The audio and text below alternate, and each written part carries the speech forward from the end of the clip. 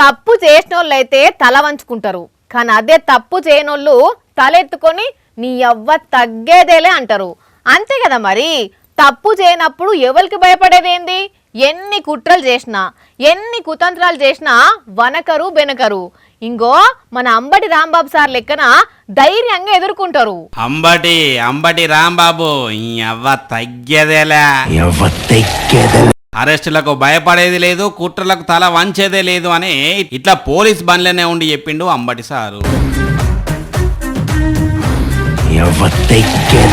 చూస్తూనే ఉన్నాం కదా, అంబటి రాంబాబు సార్ ఇంటి మీద దాడులు, అటంకైన అరెస్ట్ చేసుడు, ఇప్పుడు కోర్టు బెయిల్ ఇచ్చినా ఇంతల్లే మళ్ళీ పాత కేసు తవ్వి అంబటిని బయటికి రాకుండా చేసుడు.